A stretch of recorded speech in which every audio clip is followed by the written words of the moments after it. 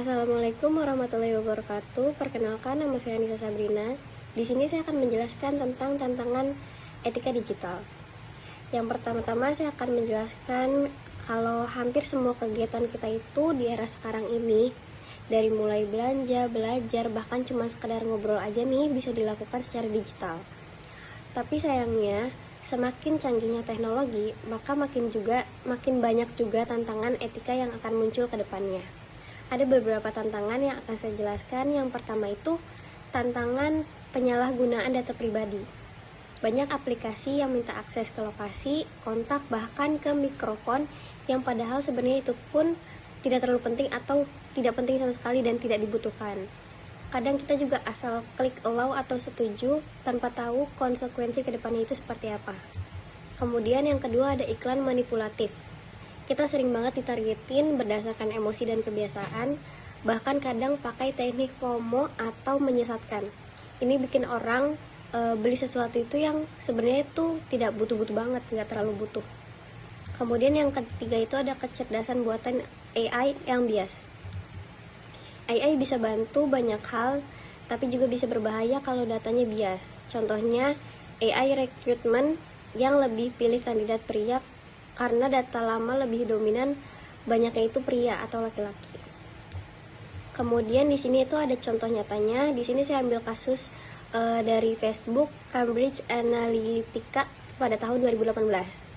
Di sini data jutaan pengguna Facebook dipanen tanpa izin dan digunakan untuk manipulasi opini politik saat pemilihan presiden Amerika Serikat. Akibatnya kepercayaan publik terhadap platform digital jadi menurun drastis banget.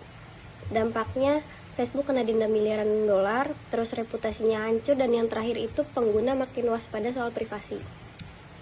Kemudian gimana sih seharusnya perusahaan bertindak? Yang pertama itu menurut saya harus adanya transparan soal data apapun itu. Jangan sembunyiin info penting di halaman syarat dan ketentuan. Sampaikan dengan bahasa yang mudah dipahami bagi pengguna. Kemudian yang kedua itu minta izin eksplisit. Selalu beri pilihan yang jelas antara iya dan tidak tanpa adanya paksaan. Kemudian itu yang ketiga ada evaluasi sistem AI secara berkala. Pastikan algoritmanya itu tidak bias, tidak diskriminatif atau merugikan kelompok tertentu.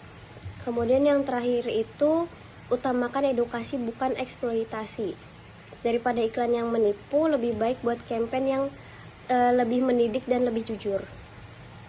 Kemudian yang terakhir itu ada opini saya.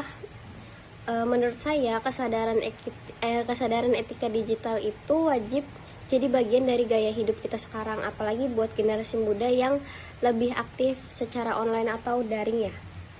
Contohnya itu sekarang itu lagi maraknya kasus influencer yang ngejual skincare yang mengandung bahan berbahaya atau merkuri atau lainnya. Padahal nggak ada izin BPOM-nya, tapi karena yang menjualnya itu seorang influencer yang sudah terkenal, yang sudah memiliki jutaan bahkan ratusan juta followers, jadi banyak yang beli barang tersebut dan akhirnya mereka juga yang dirugikan karena barang tersebut mengandung merkuri atau bahan berbahaya. Di sini kan jadinya tuh ngebuktiin kalau etika digital itu bukan soal teknologi tapi juga soal tanggung jawab personal atau pribadi ya. Penutupnya itu menurut saya, jadi sebelum mengklik atau mengunggah atau men-share sesuatu di dunia digital atau di sosial media, lebih baik dipikirin dulu ke depannya itu dampaknya seperti apa. Etika digital itu bukan cuma urusan perusahaan besar, tapi menurut saya itu tanggung jawab kita semua secara pribadi maupun kelompok. Sekian dari saya, kurang lebihnya mohon maaf. Wassalamualaikum warahmatullahi wabarakatuh.